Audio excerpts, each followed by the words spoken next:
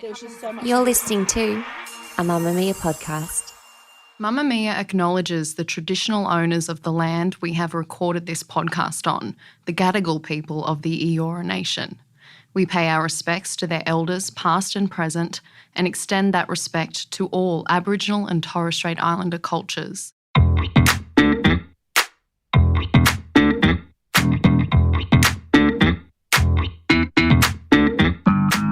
Hello and welcome to Cancelled, a podcast that looks at the people and the shows and the movies and the institutions that have been interrogated by the culture and that some people believe should be cancelled.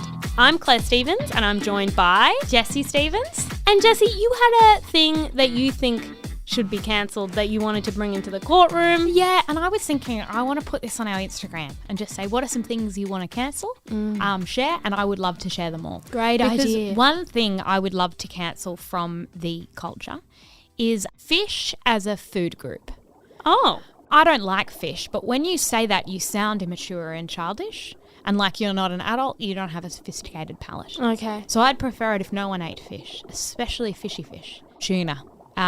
Really fishy fish, I'm not into it. Oh, I'll have a battered fish any day of the week. White fish, fine. Yeah, it tastes like some batter.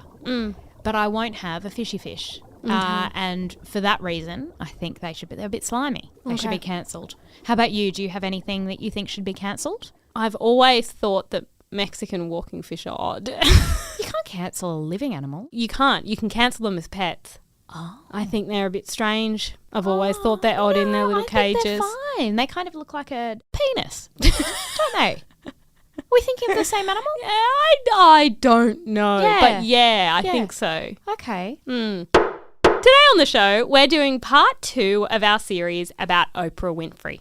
To recap, last week we talked about her ill-timed interview with Michael Jackson, her uncomfortable interview with Dennis Rodman, flirting with pseudoscience, for example, launching the careers of Dr. Phil, Dr. Oz, Jenny McCarthy, and also really endorsing The Secret, which had horrible consequences. And the infomercial on the Ninja Turtles. Well, we went for 1 hour. Yes, but we also talked about a terrible interview with the Olsen twins.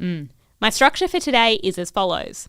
Defending a fake book, a child sex abuse scandal at the school that she started, alleged lies that she's told about her life, Harvey Weinstein and how she's been accused of knowing what he was doing and not standing up to it, and a wagon of fat. Wagon of fat is the one I've been most excited about. I cannot wait. I'm interested on your list that we don't have the time that Tom Cruise was jumping on her yellow couch. I'm in love. That's obviously not her fault. What I would like to cancel her for there is the way that she clapped like a little monkey with cymbals. Okay. On the thing. She just was so excited by his energy and enthusiasm and then pulled Katie Holmes out. That's what I was going to say. Yeah. She should be held accountable for that because Katie Holmes clearly did not want to go on stage. She was backstage and got pulled out to witness this man who did not need to be witnessed. Jessie, it's 2005 and Oprah selects a book called A Million Little Pieces by James Frey for her book club. I remember this. A Million Little Pieces. A million little pieces. A Million Little Pieces. Million Little Pieces by James Frey. He had written a memoir about overcoming alcohol and drug addiction, and Oprah did a big segment on it, presenting passages from the book and recommending it to anyone who's had to live through this with someone they love. It sold more than 2 million copies in 2 months. Oofed. Then reporters looked into Frey's story. They found he was a little bit lying. Okay, this is the thing about people like Frey. This is a crime because it's people we cancel along the way, and we've cancelled men for this along the way, but it's the audacity. I'm sitting with Oprah telling a story I know is a lie. Interesting choice. I think you're going to be found out. A lot of people are about to read it. People who were there are probably going to do some fact-checking. Interesting choice, Frey. I think so as well. I never understand when people do that because it's like people are going to find out and it is going to be completely humiliating. He basically had exaggerated everything. So there's a story about him getting high, driving a car into a police officer and fighting with that officer and spending months in jail. That's what he wrote in his book. Story, yeah. The true story, he ran his tyre over a curb and then politely paid bail. Oh. Like very... So it's just a lone tyre? No, like the tyre of his car. Oh, I imagined it was a tyre not attached to a car. It was attached to a car. But no confrontation with the police officers. doesn't No make you spending sound that months in jail. badass. It doesn't. He also wrote that he had been blamed for a teenage girl's fatal car accident, but the girl's family was like, what are you talking about? How strange inserting yourself into a tragedy. Did he name the girl? He must have. Yeah, For the yeah. family to be like, Yeah. Frey admitted he had exaggerated the stories, and initially, Oprah stood by him. She told Larry King, what is relevant is that he was a drug addict who spent years in turmoil. It seems to be much ado about nothing. So Oprah was like, she doubled no, down. people love the book. Let's not create a fuss. I have a reputation to protect. Have you seen my work on the Ninja Turtles? Have you? I'm a very well-respected journalist. But then everyone got really mad at Oprah. So she invited Frey back on the show and overtly challenged him. She accused him of conning her and her audience and was like, that's a lie. It's not an idea, James. That's a lie. I don't know what is true, and I don't know what isn't. So first of all, I wanted to start with the smoking gun report titled The Man Who Conned Oprah. I think most of what they wrote was pretty accurate, absolutely. Why didn't he just write a fiction book? That's what I don't understand about people. these people. Yeah. I know. Change a few names. It's just fiction. Because otherwise you get roused on Yeah. by Oprah. And you know what? Great story. Yeah. You sold it really well. It's just a lie. The writing was beautiful. Yeah. But if you're going to sell it as a memoir, it generally needs to be true. When Oprah got accused of annihilating him, she denied it. But then 5 years later, she had him back on the show and apologized to him. So I apologize for my lack of compassion because I am, in the business of trying to get people's stories and trying to get to what is the truth of those stories. My position and intention was, how dare you? How dare you? How dare you lie to me? How dare you lie to the viewers? How dare you? And it really was not a position of, let me hear your story, let me hear your side. At the time, Frey had another book coming out. And in my notes, I have, Oprah, please, you got conned. Okay? Don't get conned again. She got conned. Oprah is one of the best in the biz at nostalgic content because Yes. what we do find, we find this at Mamamia all the time, is, who haven't we thought of in a while? We go, where is Nikki Webster? Yes. Where is the first top 5 of Australian Idol? Let's revisit that. We've got to rise up and fly like eagles. That's what Oprah's doing. 5 years down the track, find what I was doing 5 years ago, we'll do it again. Yeah, she goes, have a look back. Ooh, that was unfortunate. People be wondering what's happening with that. Exactly. Let's Catch up. Yeah. An Oprah apology. Yeah. An Oprah apology for something she hadn't done wrong. Jessie, what do you think of Oprah's book club? There was an author who was a little bit snarky about getting put on Oprah's book club and said sometimes her recommendations aren't that great. Okay, I'll admit, I'm sucked in by a good Oprah pick and I'll see the little sticker and go, well, I'll read that. I get halfway through, I say, Oprah, this piece of shit. Oprah's not always right. Do I trust her? Oh my God, absolutely. Yeah. I will trust her till the day I die. But I've been tricked. Okay. And you know what? Love Reese Witherspoon. Same. I've picked up a few of those and gone, oh, Reese, we didn't finish this one, did we? Before we chucked a sticker on it. Have you found the same thing? Yes, I have. That's the thing about a book club. You really got to keep up the pace. Yeah. And I don't think Oprah's got time for the reading. She's a big reader. Okay. She's a big reader. I wanted her to choose my book because then it might sell 2 million copies in 2 months, but she hasn't yet. Okay. So She may. I lost a bit of respect Yeah. when she didn't. Good thing about yours is that it is true. Yes. Yeah, she liked that. It is. She liked that. Moving on to the child sex abuse scandal at the school that Oprah started. This is a roller coaster, so strap in. It's 2007 and Oprah opens the Oprah Winfrey Leadership Academy for Girls in South Africa, a boarding school for girls grades 8 to 12. It was born out of a discussion she had with Nelson Mandela, and she was inspired by her That's own... what's amazing about her show is that one week it's Nelson Mandela and the next it is Gayle King's first boyfriend. Like, High the and low, spectrum, high high and and low. She was inspired by her own disadvantaged childhood, and the idea is to provide educational and leadership opportunities for academically gifted girls in South Africa. She tried to get Angelina Jolie to help launch it, but she said no. And there are rumours that she said no because she was still pissed at Oprah for siding with poor Jen when Jen and Brad broke up. That sounds legit. I didn't know Oprah sided with Jen. Yeah, and I really like that petty celebrity drama is coming into girls' education in South Africa. This is what we live for. Yeah. Did she have Jen on the show? Please welcome Jennifer Aniston.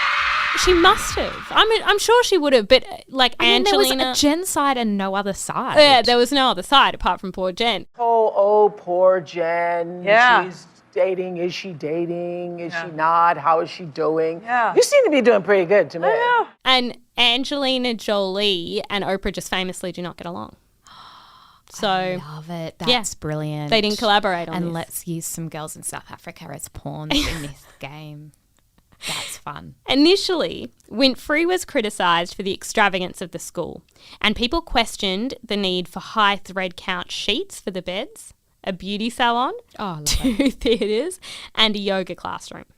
People were like, is all of this necessary to educate girls in an impoverished region of South Africa? An article in Newsweek questioned whether the $40 million spent on the school could have been used to benefit a greater number of students had it not been for things like the high thread count sheets. However, a lot of journalists defended Oprah, saying that the message she was sending was that black girls and women have value and deserve a truly world-class education. I love it. And I really like that. And we spoke the other week about Brad Pitt and the time he built homes for Hurricane Katrina victims And then they ghosted. got rot. So if this school didn't rot, I mean, she's one up on Brad Pitt. You're completely right. Thank you. A few months after the school opened, some parents complained because they weren't allowed to visit their kids very much, like once a month. Oh. The girls had restricted access to email and their phones, and also restricted access to junk food.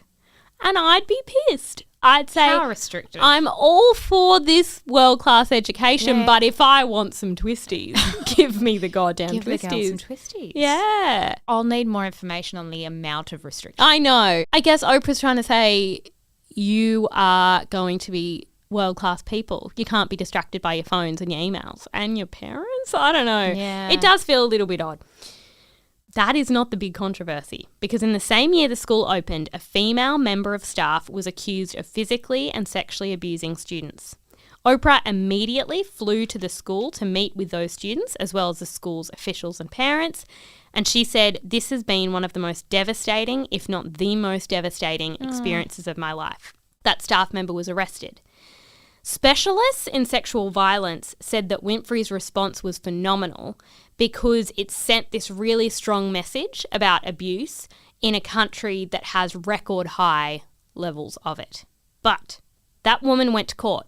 Yep. She was acquitted. She was cleared of all charges, and a magistrate ruled the case was unproven and the students hadn't been able to corroborate each other's evidence. Apparently, some of the statements were inconsistent and the timelines didn't match. This is incredibly complicated because it is notoriously difficult to secure a conviction for charges of sexual assault. But in a court of law, this woman was found not guilty. She said afterwards that the case had left her humiliated, broke, and unemployed.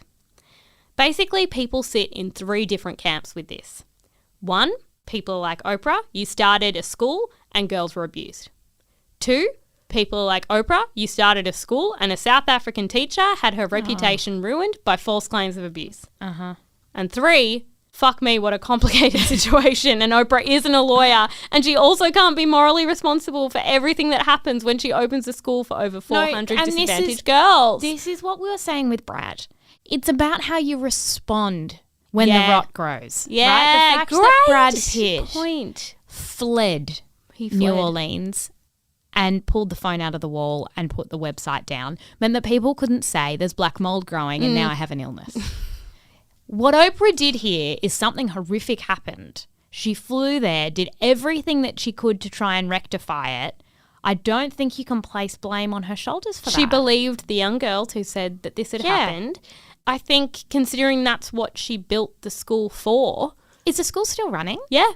And they've had women graduate and go on to get PhDs. It's a massive, like Nelson Mandela has called it a huge success story. And she Bill spent a lot of Clinton. time there when people have asked why she didn't have children. She's like, oh, I have children. These are my kids. That's what she says, her and Stedman.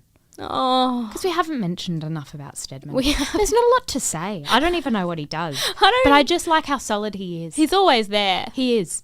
He's been on Oprah. He's been on the show once or twice. We'll have a brief mention of Stedman Okay. in a second All right. because we're getting to alleged lies. A 2010 biography of Oprah written by Kitty Kelly interviewed 850 sources. Jesse, Again, we've been through this. Too many sources. Too many. If you're going to interview 850 people about Oprah, you need to be solving some crimes. You need to be fixing climate change. Exactly. That's a lot of time, a lot of research.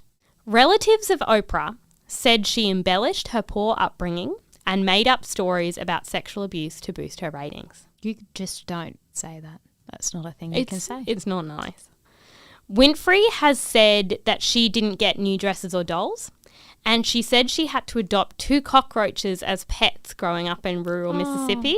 Jesse, can we pause on that? I hate cockroaches. They would make horrible pets. They would make horrible Can pets. you I feel like imagine? Mississippi would have massive Oh, cockroaches. what would you do? You can't dress them up. Don't know. Unlike you can't teach them to do a North trick. bearded dragon. No. What are you going to do with a cockroach? Go play. Sit. Pat it? Throw a ball. Oh. Catch it. Come back. Feed Take it it? for a walk. Put a lead around its neck. I don't like them. They're dirty. I don't like it. Sometimes they fly. Yeah, you don't know where it's going to go. No. Oprah's cousin said that wasn't true. She said she was actually spoiled in her childhood. It feels like something like, you know, a cranky cousin would say. I have to say, when I read all of this, I was like, I can take anyone, pick anybody, interview 850 sources about their life, and watch everyone say that everything they've ever said is a lie. Yeah, absolutely. Like, how would you even know if she had cockroaches as pets? It could have been private. That's private. I don't think you go around and tell everyone No. at school. I think you probably keep that to yourself. The cousin said, where Oprah got that nonsense about growing up in filth and roaches, I have no idea. I've confronted her and asked, why do you tell such lies? And she told me, that's what people want to hear. The truth is boring. I don't think Oprah said that to you. You're a vindictive cousin. In the book, Kelly also says there were rumours at ABC about a relationship between Winfrey and Diane Sawyer. There were giggly late-night phone calls and gifts from Winfrey. And Jesse, as we all know, all workplace rumours are true. Yeah. That's Especially something. when it gets giggling. Especially when women be giggling. Yeah. We can't be giggling and buying each other gifts. No, not late night. If that's the rules, everyone at Mamamia is gay. Oh. Because we are constantly giggling and constantly buying each other gifts. It's a fun way to bond. And that doesn't make sense because she got Stedman. Yeah. And Gail. But ultimately, the author says Winfrey is asexual. She says that Stedman and Oprah sleep in different beds. Go them. I know. A lot of people sleep in separate beds, even if they're not asexual. Yeah, that doesn't mean you're asexual. If I lived in a mansion, I'd sleep in a separate bed. I don't know a lot about Stedman. I reckon he snores. I think he looks like a snoring man. You know why? He's tall. I don't know if there's any correlation, but he's a tall man. I think he could snore. I mean, maybe Oprah snores. Yeah. Maybe she sleep talks. And she's a busy woman. She needs her sleep. I think people are fascinated with the relationship because you haven't seen him. People haven't seen him, and they, want to know, what is it? Is it real? What is a relationship really like? What are y'all like together? And when you see us, it's really quite normal. And we've been in a relationship for a long time. We want each other to succeed. And, I want her to succeed and be as successful as she possibly can. So I encourage that. That's not always an easy thing to do when you're a man in a relationship with a very powerful woman. Vernon Winfrey, the man who raised Oprah, doesn't like Gail. Why? Here's a quote. She's become too close to that woman, Gail. Well, we are close, but who's to say too close? We're friends. I gave her a lot of content. Well, Vernon says you're too close. What does that mean? I don't know. He's suspicious. Oh, I think he tried to write a book about Oprah. Gail shut it down. Of course she did. She's a good friend. Yeah. She should have shut this one down. Yeah. I don't think she was one of the sources. Gail would never do that to Oprah. I have a question about Gail. Okay. Was she in entertainment? Yeah, she was. Okay, They met. all right. They met when Oprah was in a news company. Do you think that Gail would be Gail if it weren't for Oprah? Okay, I think that is an unnecessary question to what I ask wondered. because men have been doing this forever, lifting each other up when they rise through the ranks. Yeah. And Oprah just went, by the way, Gail, I have a radio show for you and a slot on my show every day. And for your ex-boyfriends and, relatedly, for your mother. The haircut. Your mum needs a haircut? I have a slot.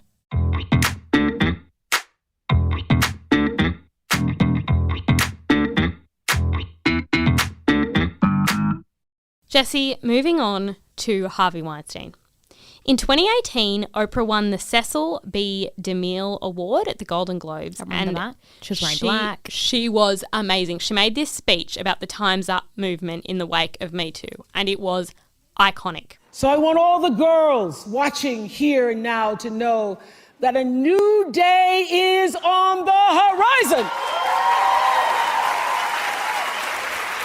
And when that new day finally dawns, it will be because of a lot of magnificent women, many of whom are right here in this room tonight, and some pretty phenomenal men fighting hard to make sure that they become the leaders who take us to the time when nobody ever has to say, "Me too," again.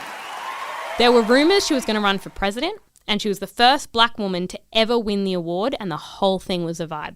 Or was it? Because corners of the internet wanted to remind everyone that this woman, who said that she dreams of a world where no one ever has to say "Me too" again, was mates with one Harvey Weinstein. Publications circulated images of her hugging and laughing with Weinstein, who at the time was alleged to have sexually assaulted or abused 80 women. Their friendship had spanned 20 years, and she had produced and starred in movies that his company had distributed, along with every other human who had been within 10 kilometres of Hollywood. But 3 strikes against her name came out. The first was an aspiring actress who said that when she saw Winfrey hanging off Weinstein's arm, she trusted him, and she felt he used Winfrey to groom her. Then Rose McGowan said Oprah is as fake as they come. She tweeted, "I'm glad more are seeing the ugly truth of Oprah. I wish she were real, but she isn't." From being pals with Weinstein to abandoning and destroying Russell Simmons's victims, she is about supporting a sick power structure for personal gain. She is as fake as they come. #lizard. Yeah, this is a whole thing Is about that a powerful people. QAnon thing? A little bit. It's like powerful people are really lizards, maybe? Yeah. I think it's meant to be a criticism. Like, I'm sure that Oprah is one of the people that the QAnon people think are lizards. The final strike, Seal.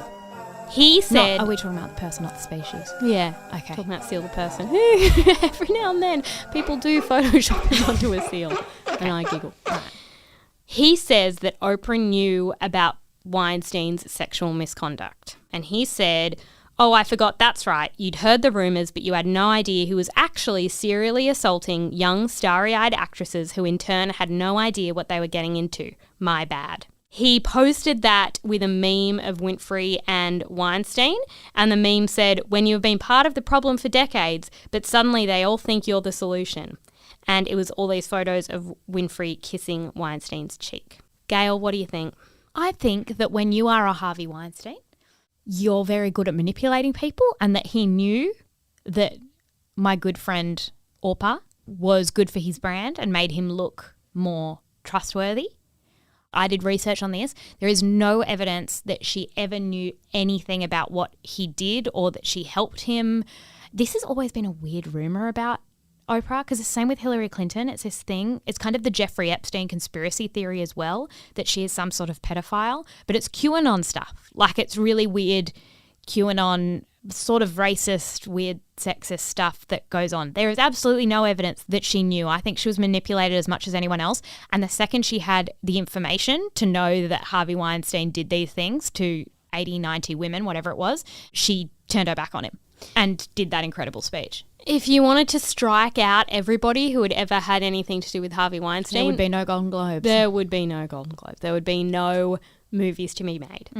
And I think we do have this weird trend of a man doing something we think is appalling, and then looking around and blaming the women Who were in his orbit. For not stopping him. And she had a working relationship with him. Like, she made a few films and produced them and directed them. I mean, Harvey Weinstein wouldn't have got as far as he got if he wasn't able to have functional professional relationships. That's part of the insidiousness of being an abuser, right? Is that you can manipulate people. And he manipulated and groomed really, really, really smart women. I think Oprah was among them. As we have said on this podcast before, if we're mad at Harvey Weinstein, let's be mad at Harvey Weinstein. Yeah, let's not be mad at Oprah. Moving on to Wagon of Fat. Oh, Wagon of Fat. I've been waiting for this. Oprah has had a very public relationship with her weight ever since she first appeared on TV in the 80s. And with the benefit of hindsight, a lot of the messaging around it was fucked.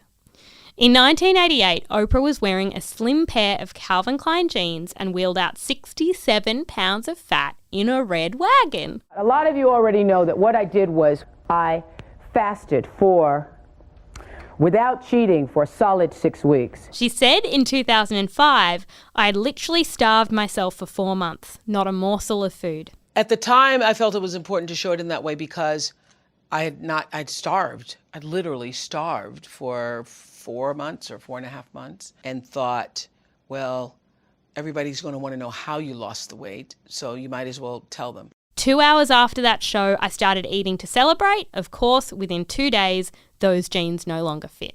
In 2011, she described the whole stunt as a big mistake. Big, huge. When I look at that show, I think it was one of the biggest ego trips of my life. In 2008, she said she had fallen off the wagon and had given up on being thin. She wrote an honest essay about her weight, stating what it was at the time, which I always find uncomfortable when people state their weight publicly and then say that they're disgusted by themselves, because how is that meant to make other people feel? But she wrote, I'm mad at myself, I'm embarrassed. I can't believe that after all these years, all the things I know how to do, I'm still talking about my weight. I look at my thinner self and think, how did I let this happen? Over the years, she just did so many episodes about weight loss. It was the 90s. It was Biggest Loser era. In 2008, she did an episode that went into her personal struggles and then also had audience members who had lost over 100 pounds, and they all talked about how they did it. She loved reinforcing weight loss as a behaviour. In Oprah's defence, ratings, diets, it was the time. It was everywhere. Everything, like Dr. Phil, he was doing the weight loss. Her, Biggest Loser, was on at night. We were f***ed as a culture. There was super size versus super skinny. It was everywhere. But she has said some quite scary things about weight. In 2009, she said, all the success doesn't mean anything if you can't fit into your clothes. It means the fat won. Okay. It's really fucked up when you think about that and the people who are absorbing those messages. That's really sad, but I'd also like to say that it's very complicated. Oprah doesn't exist in a vacuum. She would have been receiving all kinds of messaging about her weight throughout her career, and some of it actually happened on camera. In 1985, she appeared on The Tonight Show for the very first time. Joan Rivers was hosting. In one of Oprah's books, a cookbook called Food, Health and Happiness, she writes, it was all going smoothly, I was starting to settle in. And then it happened. Joan interrupted with perhaps the only question I hadn't prepared for. So, how'd you gain the weight? I ate a lot. No. You said 50 pounds. You shouldn't let that happen to you. You're very pretty. You know what? No, I don't want to hear. Let me tell you this. Let me tell you something. Pretty girl and you're single. You must lose the weight. Wait a minute. Did she just use my national television debut to ask me why I was so fat? The studio started spinning. The word fat reverberated in my brain. Joan sat behind Johnny's big wooden desk telling me that she didn't want to hear my excuses and that I shouldn't have let this happen.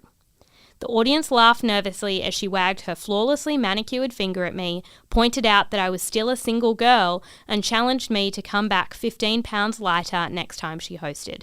And the whole time I just sat there smiling breezily, wanting nothing more than to crawl under my chair. That's the saddest thing. That's what I mean. She's a product of her culture. And if her own kind of pathologies about weight manifest on her daily talk show, I don't think we should be surprised. And it's interesting that we've really gone through in recent years and reevaluated a bunch of her interviews and accused her of not being sensitive and being cruel in the way she's conducted them. And then you look at that and you think, well, she wasn't treated very well when she was interviewed. No. I cannot believe that happened. I'd love to know who came up with the idea of the wagon. I know. It was The wagon of fat. Was it actual lard? Yeah. Wow. Okay, and she came out wheeling it. Yeah. She says that when she went back to Chicago after that interview with Joan Rivers, she started the first of many diets. And it's well documented what dieting does to our mental and physical health. I think Oprah was a product of her time when weight was such a focus and we just didn't speak about it with the nuance that we do now. Gail, what do you think? Oh, I forgive her for the wagon of fat. You do? I do. She knows it was a bad idea. Yeah, she does, and she said that. Yeah. And it was just, it's a decade we've just got to erase from our memories. It didn't do good Yeah. things. We were just reckoning with a lot of complicated Because we things. had all the cameras. Yeah, We exactly. We said cameras, things out loud. shows. Yeah. 4,000 No. Yeah. We're going to bring a wagon of fat. Yeah. It's going to be offensive to everyone. Because what we need on television is a visual cue. Mhm. So we can't just get on television and say, I've lost X amount of weight. It's like, no, I need to see I might it. have the sound down. What do I need? I need a wagon. I'm going to need a wagon of Yeah. fat. Yeah. Jessie, it's time for charges and sentences. My charge for Oprah, and this was hard because a lot of what she's done, I don't hold her accountable for. I just don't. She's a good woman. But the thing I will hold her accountable for, my charge is launching careers all willy-nilly. Oh, without thinking about it. Yes. Yes. She launched willy-nilly careers, such as Dr. Oz, Dr. Phil, Jenny McCarthy. And so on. Yes. My sentence. We need more Oprah. It's just always going to be the answer. Yeah, I don't think she's making enough content. No. Yeah. No, I mean, I get it. She's been doing it for a very long time. Like she did that one Oprah, Meghan, Harry thing. Were you silent or were you silenced? Oh, she's Super Soul. Love Super Soul. It's food for your soul. This is Super Soul. What we need is Oprah's cancellation tour. And she needs to restart the Oprah Winfrey Show and interrogate the people whose shows she launched. I need her to talk to Mehmet. Mehmet, I gave you a platform, and what have you done that people will be shitting everywhere because of what you've been telling them to eat? Exactly. It's not nice. And now what? You're a Republican senator? Come on, that's not the work of a physician. Come on. And how about you, Philip? Sit down. Come on. What happened at that ranch? That's what she's going to say. Some bad things happen at your rehabilitation ranch. I heard about it on the Cancelled podcast. They did a thing on Dr. Phil McGraw. And then she's going to say, Jenny McCarthy, your comments didn't age well in light of the COVID pandemic. But I was thinking that maybe she could borrow a few elements of our podcast. Okay. So Oprah Winfrey Show, but it's called like Cancellation Edition. And she does put them through a courtroom. And she comes up with charges and sentences. Don't we have intellectual property on that? Would we lend it? Oh, I think we'd lend it to Oprah. So instead of saying, you get a car, she's like, Mehmet, you get 5 years in prison, that kind of thing. But he might actually should go to prison. Yeah, I think he should. Okay, I have two charges. Okay. My first charge, which has been brought up at multiple points, is that existing in the 90s. We are also guilty of this. Yes. Luckily, we were not on television. But if you existed in the 90s, you said, did some problematic things. Yeah. This is the problem with the young people. They didn't exist then. They don't know. It was an alternate universe. That's the thing. So many of the people commenting on these interviews with the Olsen twins, with Dennis Rodman, were not born when those interviews were happening. They don't know. It was a complicated time. It was. My other charge is that I think she's bad at making friends. Oh. Because she kept making friends with really problematic people. But how about Gail? Well, that's what I thought. Gail and Stedman, very good. Dr. Phil McGraw, Mehmet, not so good. And also, after she interviewed Michael Jackson, she was like, I want to be friends with that guy. He seems really lovely. Yeah, no. And then a few months later, not so lovely. So she doesn't have a great radar. I think she's quite good friends with Tom Who? Cruise. Oh. I think she is. I think that's why she always gets, you know who else she's friends with? Who? Megan. Which is fine. You can hear in my voice that I don't think it's fine. No, she's been lovely. They're just neighbours. Oh, we can have a neighbourly friendship with someone. She was at the wedding, even though they'd only met once. Anyway, Okay. continue with your sentence. So I think we're all agreeing that she needs to come back daily. I don't know what happened to the Oprah Winfrey show, but that needs to be back on free-to-air television. Yeah. Now, we were talking about her nostalgia and how nostalgic content does best. So what she really needs to do is go back through her back catalogue and go, what can we look at, re-examine as a culture? Number one is, of course, a special on the Ninja Turtles. Cowabunga, dude! Cowabunga, dude! I want her to give the backstory of how that happened. Yes. Yeah, what happened backstage, like how hard she had to work. What was the meeting afterwards? Exactly, who got fired, what the ratings were like, how she got roped into doing a Ninja Turtles infomercial. There's just so many levels which I would really like to explore. So I think that I would like her to do that. Probably doesn't want to revisit it as she's trying to make the internet forget. But there's that cringe thread. Yeah. With lots and lots of comments. People never forget. I do think that when she comes back and does her Oprah Winfrey Cancelled edition, that she should be doing a live show in a studio, because when I was a kid and watched Oprah, I thought, when I'm a grown-up, I'll go and see it. Yeah. I'll go and see it. And it'll be the episode she gives everyone a car. Yes. That was also in my notes for my sentence. I'd like a car. I'd like a car. Yeah, more giveaways. More feedback. Giveaways to me. Not interesting to watch. No, I never found it particularly interesting to watch. No. Other people's excitement has never really done it for me. They're all crying and screaming. And I'd like a car. Yeah. Or a trip. There was one thing where she was like, we're going to Philadelphia. Philadelphia? Jessie, she took everyone to Australia. And Carrie Bickmore got in trouble for saying that Australians love McCafe because it was a branded thing. They were doing a branded thing with McDonald's, and Carrie Bickmore said, we hang out in McCafes. And then everyone got really mad because they were like, no, Australians are really good at coffee. Shut up, McCafe makes great coffee. It actually makes great coffee. Okay, that's really important. We want to know your charges and sentences, and also let us know who we should put on trial. Because, yeah, we'd had a lot of requests for Oprah. We had, and people just doing little tidbits. Little tidbits. Have you Wagon of Fat? No, yeah, we've heard of that. We've heard of that. Thank you so much for joining us. The executive producer of Cancelled is Talissa Bazaz. Go to the Twins Thoughts to see all our receipts, and we will chat to you next week. Bye. Bye.